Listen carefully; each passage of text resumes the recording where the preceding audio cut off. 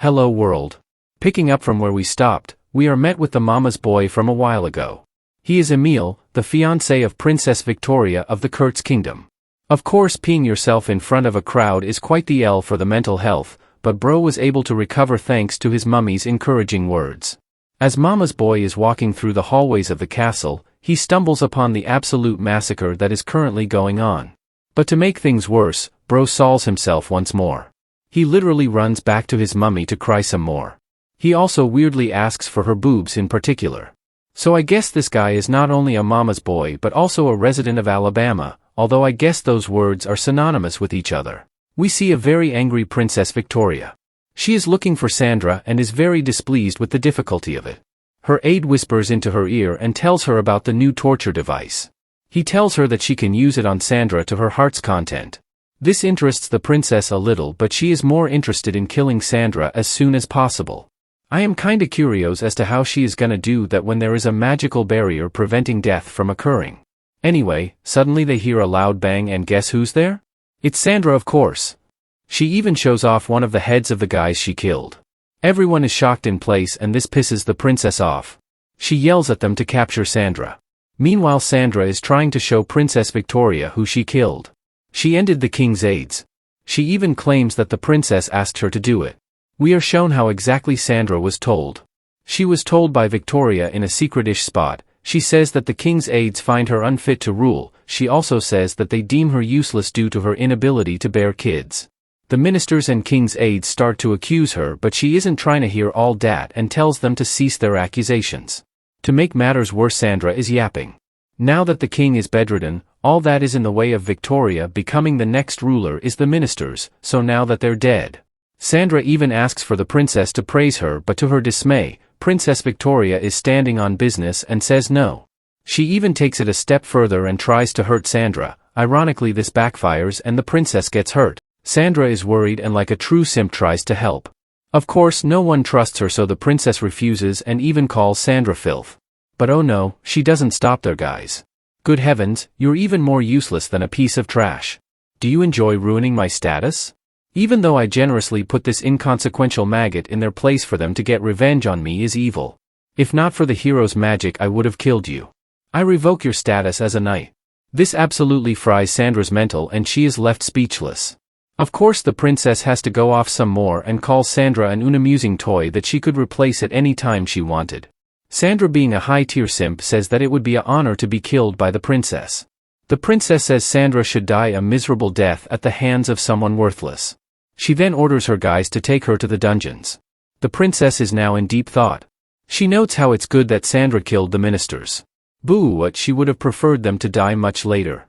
Ever since that first meeting with Raul in the public, her status has been going down. She then wonders how she could repair her reputation. A sudden realization strikes. That's right, the hero is now a felon who has been murdering the other heroes of this country. The princess plans to apprehend Raul and by proxy become the new hero of the country. This isn't a half-bad plan, but I do think there is a big hole in it. How is she going to beat Raul? He is basically the founding titan of this world, overpowered. She even claims there is no need for children since she will be the very first queen of the kingdom of Kurtz. She even knows Raul must be in that room with her. She deduces he made Sandra end all of those people. This is where she reveals how she plans on ending Raul.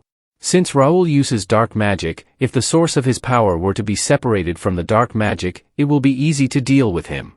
She has a saint, and even though she despises them for whatever reason, she will work with her and use her purification magic against Raul, who uses dark magic and should be weak against it.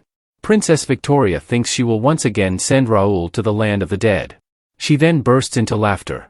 Her advisor questions her a little bit and she says the man has returned. The warm-hearted fool. The advisor claims that all is good as long as the princess is happy. He then excuses himself to prepare the torture device he mentioned earlier. But I wonder why he is making that weird face. The scene changes and we see a woman on this platform. She is being guarded by two knights and is surrounded by a crowd. It turns out this woman is Sandra and the crowd seems to know it too. Two men mention how it has been 3 days since she was captured, and is now being executed. The knights announce the start of Sandra's diva's execution. The people are extremely happy about Sandra's execution. She is called a useless knight because she failed to defeat the hero during the marriage parade announcement, and as a consequence of her failure, they're all now trapped inside the royal capital. Anyway, we finally see the ever so wonderful Princess Victoria. She even has two interesting persons by her side. She makes a speech and is really good at hiding her true colors. She says Sandra is a sinner who is at fault for the downfall of her, the princess. Sandra is even blamed for their predicament. And we get an interesting piece of information here. It is said by the princess that Sandra is the one who burnt down Raoul's village. Of course, Sandra does not possess the intelligence to act on her own free will, so she denies this and claims it was the princess who ordered her to do it. This grants Sandra a backhand from the princess, and honestly she deserves it for being this much of a simp. The citizens chant for the death of Sandra. It turns out this execution is a scapegoat for the pent-up stress and anger of the citizens. Princess Victoria's plan is to use the fact that she didn't kill the king's aides earlier, this public execution, and that she might even get to crush the former hero Raoul to her advantage. While the princess is in deep thought about her ultimate villain plan, the citizens beg her to commence the punishment of the sinner. The two odd characters by the princess seem to find this incredible. Again, everyone in this world is a trash can. We even get to see that beta guy again. The mama's boy actually says something pretty smart, and it is that something will go wrong here. As the princess commences the punishment, the citizens pick up rocks and get ready to basically stone Sandra to death. At first I felt bad, but then I remember she is a simp for the waste of space that is the princess. Anyway, we get this pretty messed up image, and we even see this simp crying. She screams in pain and tells the citizens how she was a devoted knight who had protected and defended the citizens. The citizens do not care and make up excuses to continue stoning Sandra. They said she used them as a way to get closer to the princess, which is true, and nobody asked her to defend them. They say she has completely outlived her use to the princess and the entirety of the kingdom. Of course, Sandra has a complete breakdown and just starts repeating "princess" over and over. Speaking of princess, she calls over these knights that honestly look like replacements to Sandra. She tells them to throw Sandra into the crowd, and they seem to also have a broken morale compass, truly replacing Sandra. It also seems the princess never actually planned on killing Sandra, as it is quite literally impossible. Anyway, the citizens seem really eager to grab Sandra and, oops, what is that guy doing? And him too. The women of the crowd seem pretty disgusted but actually agree that Sandra deserves it. These people are absolutely insane. All this madness actually excites the princess, and she even says that this is what happens to those who mess with her. Suddenly a voice is heard from the middle of nowhere, and I think we know who this is. It's Batman. Wait, I mean Raoul. He notes how the people have yet to change since that special day with him. And of course we can't end this chapter without at least one fire image of Raoul. Sorry for taking so long to get this video out, guys.